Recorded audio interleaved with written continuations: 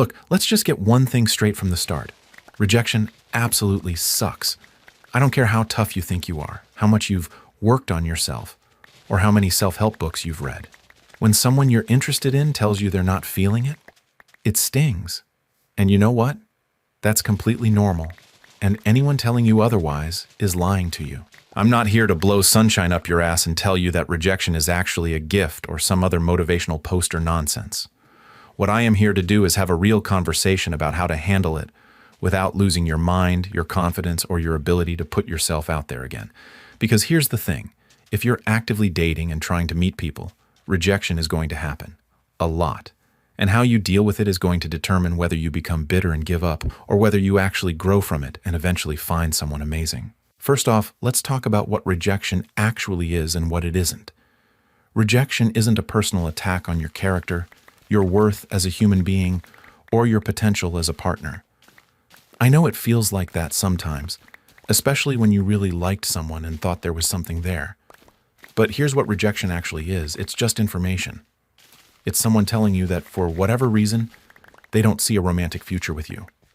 That's it. Now, the reasons behind that decision could be literally anything. Maybe they just got out of a relationship and aren't ready to date. Maybe they're dealing with personal stuff you don't even know about. Maybe they're attracted to a completely different type of person. Maybe they're moving across the country next month. Maybe they have commitment issues. Maybe they're still hung up on their ex. Or maybe, and this is important to accept, maybe you're just not their type, and that's perfectly okay. The point is, most of the time, rejection has very little to do with you specifically, and everything to do with timing, circumstances, or simple compatibility. But our brains don't process it that way. Our brains take rejection and immediately start spinning stories about how we're not good enough, attractive enough, successful enough, or whatever enough. Let's be honest about why rejection feels so brutal, especially for guys in their 20s and 30s. We're living in this weird time where dating has become this performance-based nightmare. Social media has everyone comparing themselves to highlight reels. Dating apps have turned meeting people into a numbers game where you're constantly being evaluated and discarded based on a few photos and a witty bio. On top of that, there's this pressure to be this perfect version of masculinity. Confident but not arrogant, successful but not materialistic, emotionally available but not needy. It's exhausting. And when someone rejects you, it feels like they're rejecting all the effort you've put into becoming this ideal version of yourself. But here's what I've learned after years of dating, getting rejected, and eventually finding someone incredible. Most of that pressure is completely made up. The right person for you isn't going to reject you because you're not checking every box on some imaginary list. They're going to be into you because of who you actually are, quirks and all. I remember this one time I got rejected after what I thought was an amazing first date. We had talked for hours, laughed constantly, and I was already planning our second date in my head. When she texted me the next day saying she didn't feel a romantic connection, I was crushed. I spent the next week analyzing every single thing I had said, wondering if I was too eager, not confident enough, or if I should have made a move sooner. But you know what I found out months later through a mutual friend? She had literally just started seeing someone else the week before our date and was trying to figure out if she wanted to pursue that or keep dating around. It had nothing to do with me, nothing to do with our conversation, and nothing to do with anything I could have done differently. She was just in a different headspace, and I happened to be the casualty of bad timing. That's when it really hit me that rejection is rarely about you as a person. It's about circumstances, timing, and compatibility that you often have zero control over. But our egos don't want to accept that because it means we're not in control of the outcome, which is terrifying. So you just got rejected. Maybe it was after a first date. Maybe it was after you asked someone out. Maybe it was after you'd been seeing each other for a few weeks. Your first instinct is probably going to be one of several things, and I'm here to tell you that most of them are terrible ideas. Don't immediately try to change their mind. I've seen guys do this so many times, and it never works. When someone tells you they're not interested, that's not the opening line of a negotiation. That's their final answer. Trying to convince them otherwise just makes you look desperate and shows that you don't respect their decision.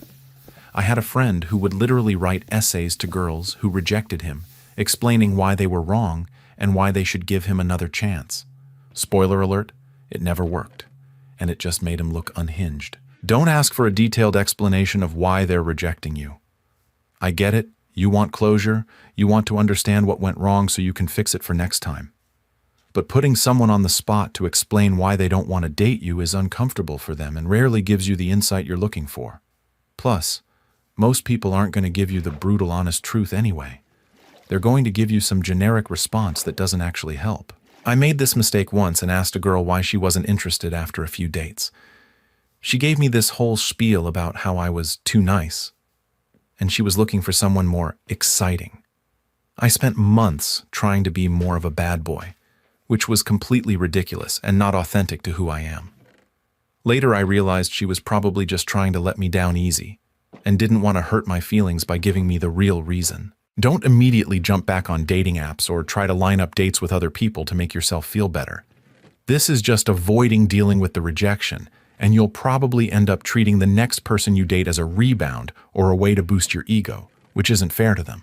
I've been on dates with guys who were clearly just trying to get over someone else, and it's obvious and uncomfortable. And for the love of everything, don't start stalking their social media to see if they're dating someone else or to analyze what you did wrong. That's a one-way ticket to driving yourself crazy and creating stories in your head that probably aren't even true.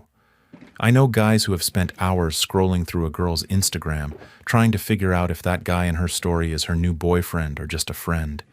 It's torture, and it doesn't help you move on. So what should you do when you get rejected? First, take a step back and give yourself some time to process it. I'm not talking about wallowing for weeks, but give yourself a day or two to feel disappointed. It's okay to be bummed out. It's okay to vent to a close friend about it. It's okay to feel frustrated or confused. But after you've had that initial reaction, it's time to get some perspective. Think about the situation objectively. Was this someone you'd known for a long time, or was it someone you'd just met? Had you been on multiple dates, or was this after just one interaction? The more invested you were, the more the rejection is going to sting, but it's important to be realistic about what you're actually losing. If this was someone you just met or had one date with, you're not losing a relationship. You're losing the potential for a relationship. And potential isn't the same thing as reality. You might have built up this whole fantasy in your head about what could have been. But that fantasy was based on very limited information about who this person actually is and whether you would have been compatible long term. I used to be terrible about this. I'd go on one good date with someone and immediately start imagining our future together. I'd think about introducing her to my friends, what our kids would look like, where we'd go on vacation. Then when she'd tell me she wasn't interested in a second date, it felt like I was losing this whole relationship that had never actually existed. I was mourning a fantasy, not a reality. Now, this doesn't mean you can't learn anything from the experience, but there's a difference between healthy reflection and obsessive analysis. Healthy reflection might be thinking about whether you were genuinely being yourself, whether you were listening and asking good questions, or whether you were putting too much pressure on the situation. Maybe you realize you were so nervous that you barely said anything. Or maybe you realize you spent the whole time trying to impress them instead of actually getting to know them. Maybe you realize you were already planning your future together after one good conversation, which probably came across as intense. These are useful insights that can help you approach dating differently in the future. But don't drive yourself crazy trying to figure out exactly what you said or did that turned them off. Sometimes there isn't a specific reason, and sometimes the reason has nothing to do with anything you could have controlled. I remember going on a date with this girl who seemed really into me during our conversation. We were laughing. She was asking me questions, touching my arm when she talked. I thought it went great. Then she texted me later saying she didn't feel a spark. I spent days replaying every moment of that date, wondering what I had missed or what I had done wrong. Months later, I ran into her at a party, and we ended up talking. Turns out, she had just gotten out of a really serious relationship and wasn't emotionally ready to date anyone, regardless of how great they were. She said she had a good time with me, but just wasn't in the right headspace for anything romantic. Again, it had nothing to do with me specifically. One of the biggest challenges with rejection is how it affects your confidence. And let's be real. Confidence is attractive, but it's also fragile. Getting rejected can make you second-guess everything about yourself and make you approach the next person you're interested in from a place of insecurity rather than genuine interest. But here's the thing about confidence. Real confidence isn't about never getting rejected. Real confidence is about being able to handle rejection without it destroying your sense of self-worth. It's about knowing that one person's opinion of you doesn't define your value as a person or your potential as a partner.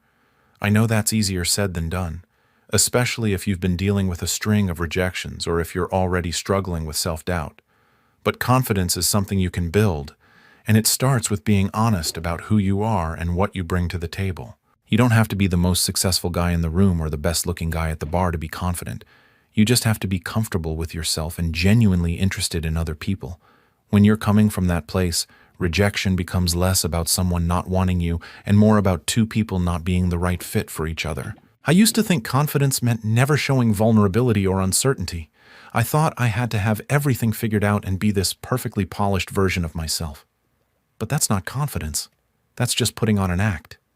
Real confidence is being comfortable with your imperfections and not needing everyone to like you to feel good about yourself. Here's where I'm going to say something that might be controversial. I don't think you should approach dating like it's a numbers game. Yeah, I know everyone says that dating is about putting yourself out there and meeting as many people as possible until someone sticks. But I think that approach actually makes rejection harder to deal with because it turns every interaction into a win or a loss. When you're approaching dating like it's a numbers game, every rejection feels like a failure, and every success feels like you're just getting lucky. But dating isn't about collecting phone numbers or racking up dates. It's about finding someone you actually connect with and want to spend time with. Instead of trying to meet as many people as possible, focus on meeting people in contexts where you're likely to have something in common. Join clubs or groups based on your actual interests. Go to events related to things you care about. Take classes or workshops. When you meet people through shared interests or activities, you already have a foundation for connection, and rejection becomes less personal because you know there are other reasons you might not be compatible. I started rock climbing a few years ago, and I met way more interesting people through that than I ever did on dating apps. Even when romantic connections didn't work out, I still had climbing in common with these people, so it didn't feel like a complete loss. Plus, when you meet someone through a shared activity, you get to see how they interact with other people and handle challenges, which gives you a much better sense of who they actually are. Not all rejections are created equal, and how you handle them should probably be different depending on the situation. Getting turned down when you ask someone out for the first time is different from getting dumped after you've been dating for a few months. Getting rejected by someone you barely know is different from getting rejected by someone you've been friends with for years. If you're getting rejected early on, like when you ask someone out or after a first date, try not to take it too personally. You barely know each other, so their decision is based on very limited information. Maybe they're not attracted to you. Maybe they're not ready to date. Maybe they're interested in someone else. It sucks, but it's not a reflection of your worth as a person. If you're getting rejected after you've been dating for a while, that's obviously going to hurt more because you've invested more time and emotion. But even then, it's important to remember that compatibility is complicated. You can be a great person and still not be the right person for someone. You can have amazing chemistry and still want different things in life. You can care about each other and still not work as a couple. I dated this girl for about 3 months who was absolutely incredible. We had so much fun together, the physical chemistry was amazing, and we could talk for hours about everything and nothing. But she wanted to travel the world and live this nomadic lifestyle, while I was ready to settle down and build something stable. Neither of us was wrong. We just wanted different things at that point in our lives. It hurt like hell when we ended things, but I couldn't argue with her reasoning. One thing that comes up a lot is whether you can be friends with someone who rejected you romantically. And honestly, this depends entirely on the situation and your own emotional maturity. If you're only interested in being friends because you're hoping they'll change their mind, then no, you shouldn't try to be friends. That's not fair to either of you. But if you genuinely enjoyed their company and think you could have a real friendship without romantic expectations, then it might be worth considering.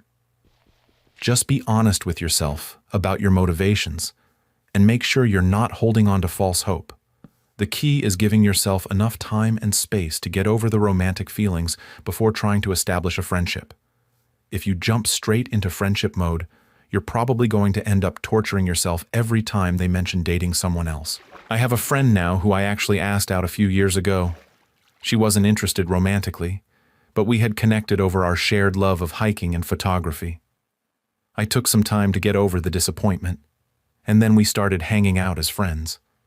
Now she's one of my closest friends, and I'm genuinely happy that things worked out the way they did. But it took me a few months to get to that point where I could be around her without feeling that sting of rejection. The goal isn't to become immune to rejection. That's not realistic or even healthy. The goal is to build resilience so that rejection doesn't knock you out of the game entirely.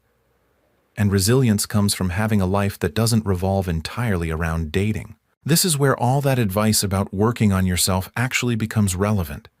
Not because you need to become perfect before anyone will want to date you, but because having other things going on in your life makes rejection easier to handle. When your entire sense of self-worth isn't tied up in whether someone wants to date you, rejection becomes just one disappointing thing that happened, not a complete catastrophe. Invest in your friendships. Pursue hobbies and interests that genuinely excite you. Work on goals that have nothing to do with dating. Build a life that you're proud of and enjoy living. When you have all of that going on, rejection from one person doesn't feel like the end of the world. I went through a period where I was so focused on finding a girlfriend that I basically put everything else in my life on hold. I stopped hanging out with friends as much. I quit playing basketball. I even turned down opportunities at work because I was spending all my free time on dating apps or going on dates. When things didn't work out with someone I was seeing, it felt devastating because dating had become my whole life. That's when I realized I needed to get my priorities straight. I started playing basketball again. I made more effort with my friendships. I took on some challenging projects at work. And you know what happened? Not only did I feel better about myself, but I became more attractive to the people I was dating because I had interesting things going on in my life to talk about. Here's something I wish someone had told me when I was dealing with rejection in my 20s. Dating is a long game, not a sprint. Every rejection, every bad date, every relationship that doesn't work out is teaching you something about what you want and what you don't want. It's helping you figure out who you are and what kind of partner would actually make you happy. I know that's not much comfort when you're dealing with the immediate sting of rejection, but it's true. The person who's right for you isn't going to reject you. They're going to be excited about getting to know you better. They're going to appreciate the things that make you unique instead of seeing them as flaws. And when you do find that person, all the rejections you dealt with before are going to make sense. You're going to be grateful that things didn't work out with those other people because it led you to someone who's actually right for you. I used to get so frustrated when people would tell me that everything happens for a reason or that I just hadn't met the right person yet. It felt like empty platitudes when I was dealing with yet another rejection or another relationship that fizzled out.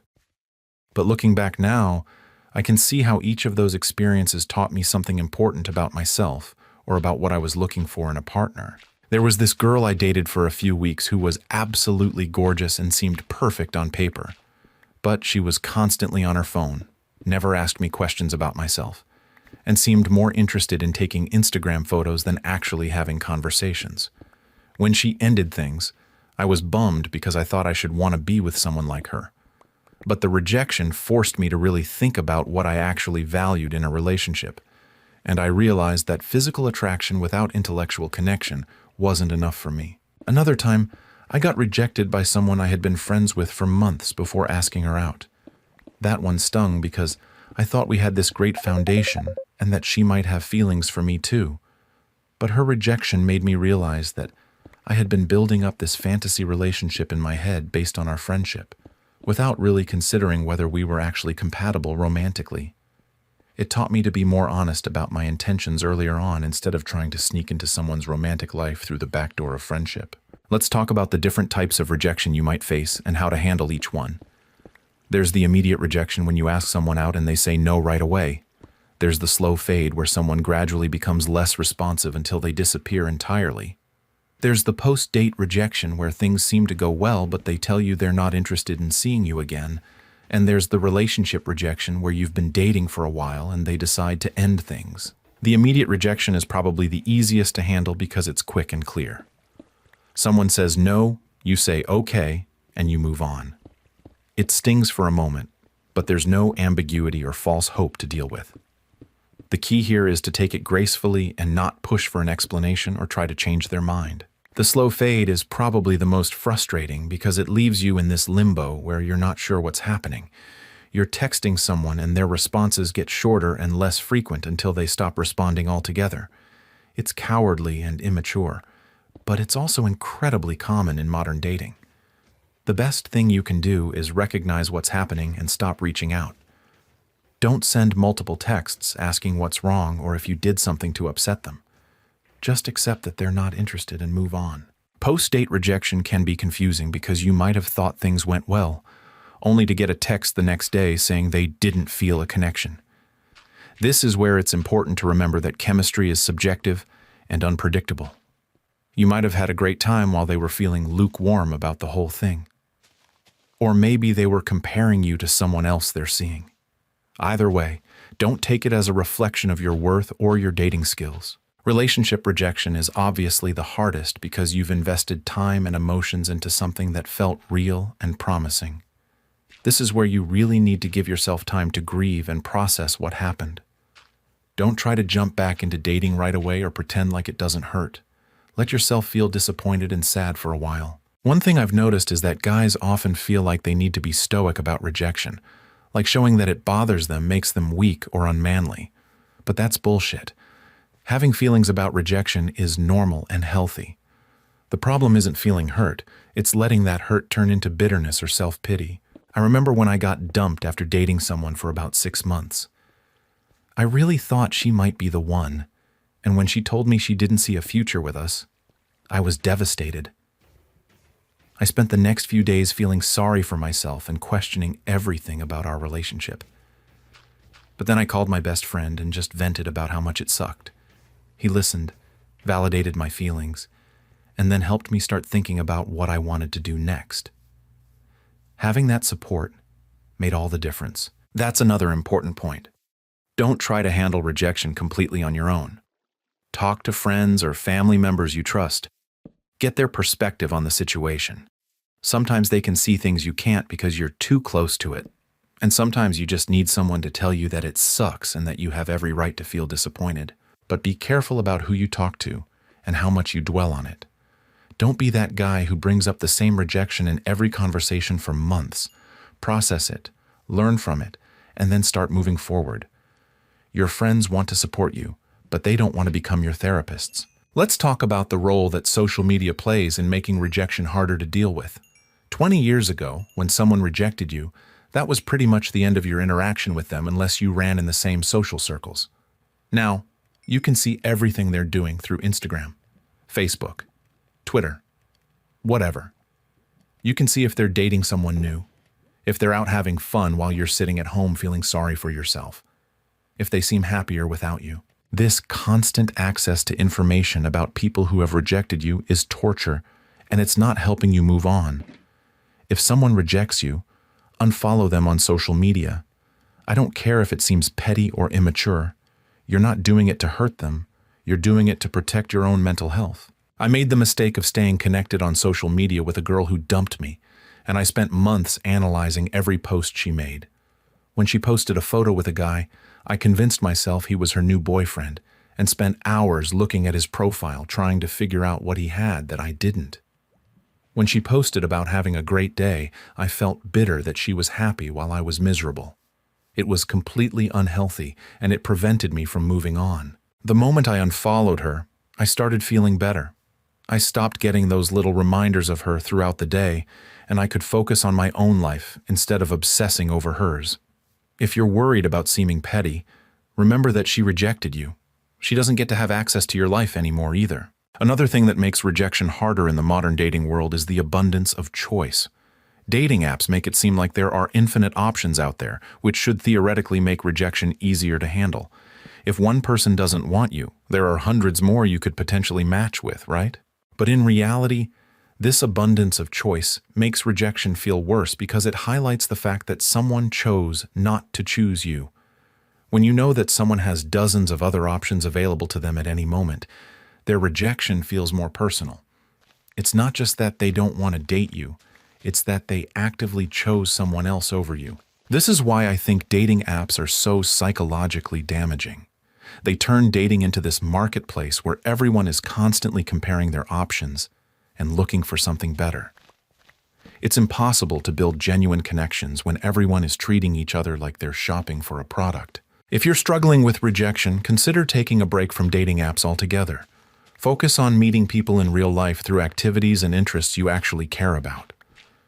When you meet someone through a shared hobby or mutual friends, the rejection feels less like a judgment of your market value and more like a simple incompatibility. Let's talk about the difference between healthy self-reflection after rejection and destructive self-criticism. It's good to think about what you can learn from the experience, but there's a line between productive reflection and beating yourself up. Healthy reflection might sound like, "I think I came on too strong on that date. Next time I'll try to be more relaxed and focus on getting to know the other person instead of trying to impress them." Destructive self-criticism sounds like, "I'm such an idiot. No wonder she didn't want to see me again. I always mess things up. I'm never going to find anyone." The difference is that healthy reflection focuses on specific behaviors you can change, while destructive self-criticism attacks your fundamental worth as a person. One helps you grow, the other just makes you feel terrible about yourself. If you find yourself spiraling into self-criticism after rejection, try to step back and think about what you would say to a friend in the same situation. You probably wouldn't tell your friend that he's worthless and will never find love. You'd probably be much more compassionate and help him see the situation more objectively. Treat yourself with the same kindness you would show a friend. Acknowledge that rejection sucks and that it's normal to feel disappointed, but don't let it become an indictment of your entire character. One pattern I've noticed is that guys often respond to rejection by trying to completely reinvent themselves. They think that if they just change enough things about themselves, they'll become irresistible and never get rejected again. So they start working out obsessively, or they completely change their style, or they try to develop a different personality. But this approach is problematic for a few reasons. First, it's based on the assumption that there's something fundamentally wrong with you that needs to be fixed. Second, it's trying to create a version of yourself that appeals to everyone, which is impossible. And third, even if you successfully transform yourself into someone else, you'll end up attracting people who like that fake version of you, not the real you. I'm not saying you shouldn't work on self-improvement. Exercise, dress well, develop interesting hobbies, work on your communication skills. All of that stuff is great. But do it because you want to become the best version of yourself, not because you're trying to avoid rejection. The right person for you is going to like you for who you actually are, not for some perfect version of yourself that you've created to avoid getting hurt. And if you're constantly pretending to be someone else, you'll never know if someone actually likes you or just likes the character you're playing. There's also this weird cultural message that men should never show vulnerability or admit that rejection hurts them. We're supposed to just shrug it off and move on to the next option like it's no big deal. But that's not realistic or healthy. Rejection hurts because connection matters to us. Pretending it doesn't hurt doesn't make you strong. It just makes you disconnected from your own emotions. I used to think that admitting rejection bothered me, made me weak or needy. So I would act like I didn't care when someone wasn't interested, even though I was actually disappointed. But that fake indifference didn't protect me from getting hurt. It just prevented me from processing the disappointment in a healthy way. Now, when I get rejected, I allow myself to feel disappointed for a while. I might vent to a friend or take a day to feel sorry for myself. But then, I move on. Acknowledging the disappointment actually helps me get over it faster than pretending it doesn't exist. Let's talk about timing and how it affects rejection. Sometimes you meet someone amazing, but the timing is just wrong. Maybe they're dealing with a recent breakup. Maybe they're about to move to a different city. Maybe they're going through a stressful period at work and don't have the emotional bandwidth for dating. This kind of rejection is particularly frustrating because it's not about you or your compatibility. It's just about circumstances beyond your control. but it's also important to accept that timing is part of compatibility. Someone who's right for you will be available and ready to pursue something with you. I once met a girl at a friend's party who I had an incredible connection with. We talked all night, exchanged numbers, and I was sure we were going to start dating. But when I asked her out, she told me she had just gotten out of a serious relationship and wasn't ready to date anyone yet. I was disappointed, but I respected her honesty. A few months later, she reached out to me and said she was in a better place and wondered if I wanted to get coffee. We went out a few times, but by then I had started seeing someone else. The timing just never worked out for us, even though we both liked each other. That experience taught me that you can't force timing, and you can't wait around for someone to be ready for you. If someone tells you the timing isn't right, believe them and move on. Maybe your paths will cross again when you're both in a different place, but don't put your life on hold waiting for that to happen. Another thing that makes rejection harder is when it comes from someone you really respected or admired. It's one thing to get rejected by someone you were lukewarm about anyway. But when someone you genuinely looked up to tells you they're not interested, it can feel like a judgment of your worth as a person. I remember getting rejected by this girl who I thought was way out of my league. She was smart, funny, beautiful, and seemed to have her life together in a way that I envied. When she told me she didn't see us as more than friends, I felt like she had confirmed all my insecurities about not being good enough. But here's the thing. Someone being amazing doesn't mean their opinion of you is more valid than anyone else's. Just because you admire someone doesn't mean you're compatible with them romantically.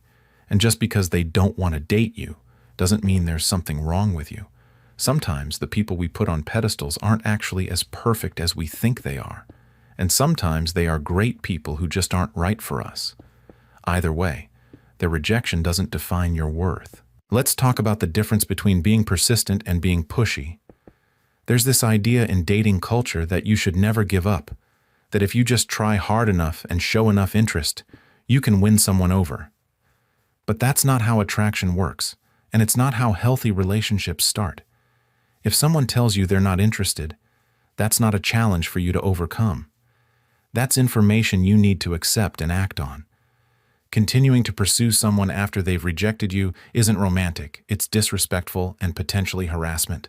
I've seen guys convince themselves that a girl's rejection was just a test, or that she was playing hard to get, or that she just needed more time to see how great he was. But in reality, when someone says no, they mean no. Respecting that boundary is basic human decency.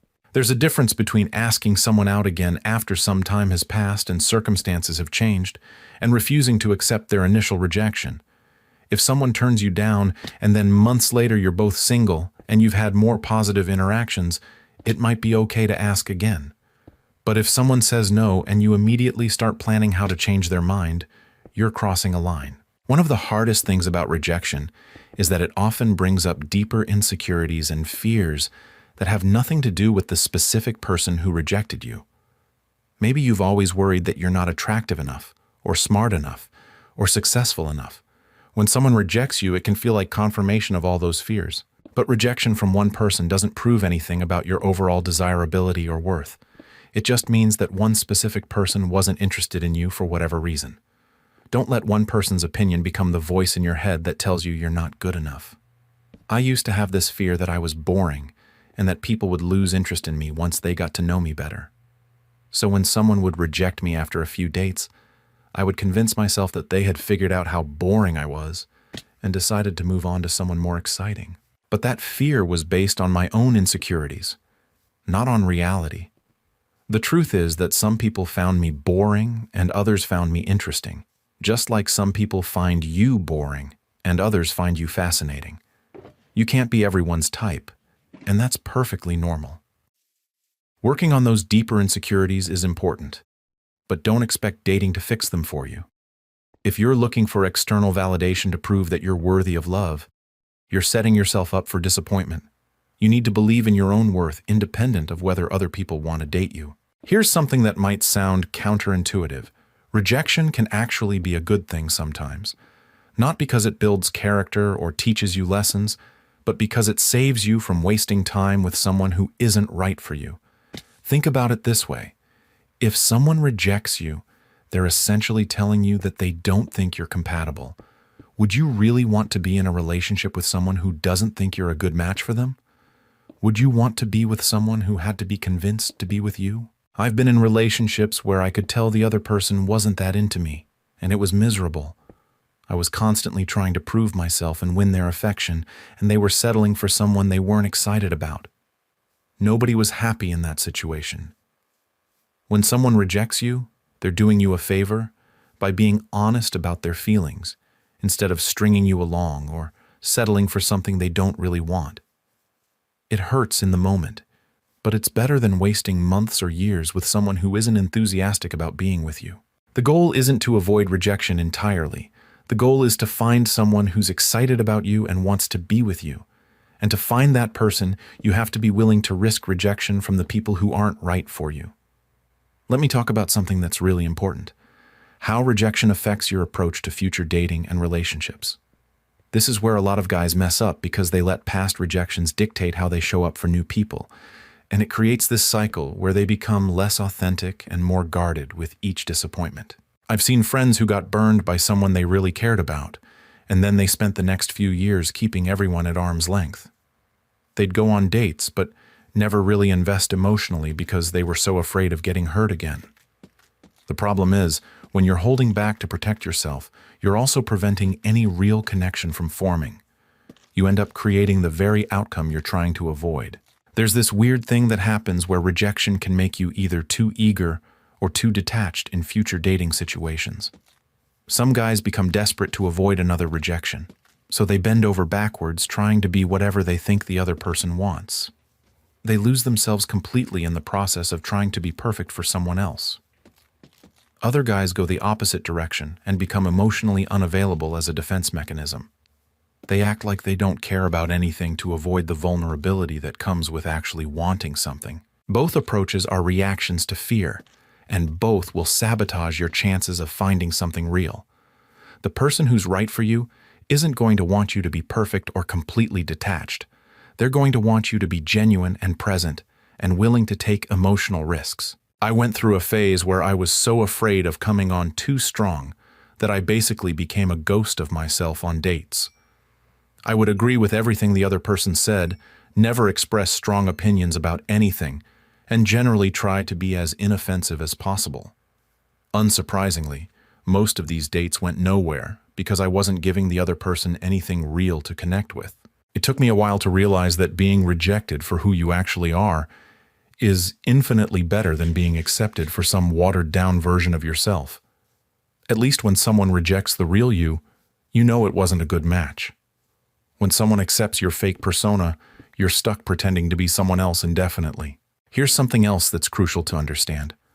There's a difference between rejection and incompatibility, even though they can feel the same in the moment.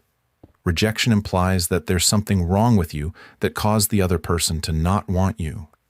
Incompatibility just means that two people aren't a good fit for each other, and that's nobody's fault. Most of what we call rejection is actually just incompatibility. Maybe you want different things in life, maybe you have different communication styles, maybe you're just at different stages emotionally. None of that means either person is deficient or unworthy of love. It just means you're not right for each other. Reframing rejection as incompatibility takes a lot of the sting out of it because it removes the judgment aspect. Instead of thinking, she rejected me because I'm not good enough, you can think, we weren't compatible and that's okay. It's a small shift in perspective, but it makes a huge difference in how you process these experiences. I think about dating now like trying to find a good roommate. You might meet someone who's a perfectly nice person, but if they're a night owl and you go to bed early, or if they're super social and you're more introverted, you're probably not going to live well together. That doesn't mean either of you is a bad person. You just have different lifestyles. Dating is the same way. You're looking for someone whose personality, values, and life goals align with yours. Let's talk about how rejection changes as you get older, because it really does feel different in your 30s than it did in your early 20s. When you're younger, rejection feels like this massive catastrophe because you have less experience to put it in perspective. Every relationship feels like it could be the one, and every rejection feels like you're running out of chances. But as you get older and have more dating experience, you start to realize that most relationships don't work out. and that's completely normal. You also get better at recognizing early on when someone isn't right for you, so you're less likely to get deeply invested in people who aren't good matches. The downside is that as you get older, the stakes can feel higher in some ways. You might be thinking about marriage and kids and feeling pressure to find someone soon. You might look around and see all your friends in serious relationships and wonder what's wrong with you. But that pressure can actually make rejection harder to handle because it feels like you're running out of time. The truth is, there's no timeline for finding love. I know people who met their person at 22 and others who met them at 45. Putting artificial deadlines on yourself just creates anxiety and makes you more likely to settle for someone who isn't right for you, or to take rejection as evidence that you're running out of options. One thing I wish I had understood earlier is the importance of taking breaks from dating when you need them. If you've been dealing with a lot of rejection or you're feeling burnt out on the whole process, it's okay to step back for a while. You don't have to be actively dating all the time. Sometimes the best thing you can do is focus on other areas of your life for a few months. Spend time with friends, pursue hobbies you're passionate about, work on personal goals that have nothing to do with relationships. When you come back to dating after a break, you'll have a fresh perspective and renewed energy. I took a 6-month break from dating after a particularly brutal string of rejections and failed relationships. At first, I felt like I was giving up or wasting time, but during that break, I rediscovered things about myself that I had lost sight of while I was so focused on finding someone. I started playing music again, I traveled with friends, I got really into cooking. When I eventually started dating again, I was a more interesting and confident person because I had a fuller life outside of dating. Building a good support system is crucial for dealing with rejection in a healthy way. You need people in your life who can give you perspective when you're spiraling, who can remind you of your worth when you're feeling down, and who can call you out when you're being dramatic or self-destructive. But be strategic about who you talk to about dating stuff.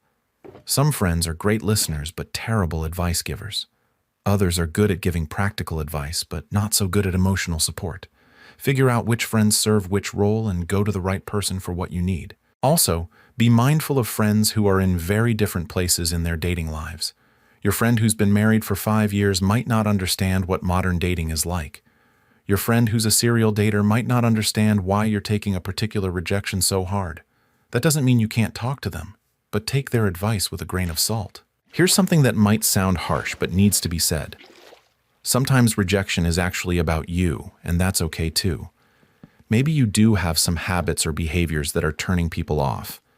Maybe you're not taking care of yourself physically. Maybe you have some emotional baggage that you haven't dealt with. Maybe you're just not ready for a serious relationship even though you think you are. The key is being honest with yourself about areas where you could improve without letting it destroy your self-esteem. There's a difference between I should work on being a better listener and I'm fundamentally unlovable. One is constructive feedback, the other is self-abuse. If you're getting consistent feedback about the same issues from multiple people, it might be worth taking a hard look at those patterns. But don't let one person's opinion send you into a spiral of self-doubt. Sometimes people reject you for reasons that have nothing to do with you, and sometimes they reject you for reasons that are actually positive qualities that just don't appeal to them specifically. I had a girl tell me once that I was too emotionally available, and that she preferred guys who were more of a challenge. At first, I thought about trying to be more aloof and playing harder to get. But then I realized that being emotionally available is actually a good thing, and I didn't want to be with someone who saw it as a flaw. Her rejection taught me something important about what I was looking for in a partner. Let's wrap this up with some practical strategies for the immediate aftermath of rejection. First, give yourself a set amount of time to feel sorry for yourself. Maybe 24 hours, maybe a weekend. And then consciously choose to start moving forward. Don't let yourself wallow indefinitely, but don't try to bounce back immediately either. Do something that makes you feel good about yourself, that has nothing to do with dating. Go for a run, call a friend who always makes you laugh, work on a project you're passionate about, cook a great meal. Remind yourself that you're a whole person with value that exists completely independent of whether someone wants to date you. Resist the urge to immediately get back on dating apps or line up rebound dates. Take some time to process what happened and get back to feeling like yourself before you start putting yourself out there again. Dating from a place of hurt or desperation rarely leads to good outcomes. And finally, remember that every rejection is getting you closer to finding the right person. I know that sounds like bullshit when you're in the middle of feeling hurt, but it's actually true. Every person who rejects you is someone you don't have to waste more time with. Every failed relationship teaches you something about what you want and what you don't want. The person who's right for you is going to be excited about you. They're not going to need to be convinced or won over. They're not going to make you feel like you have to be someone else to earn their affection. When you find that person, all the rejections that came before will make sense because they led you to someone who actually appreciates who you are. Until then, keep putting yourself out there, keep being authentic, and keep believing that you deserve someone who's genuinely excited to be with you.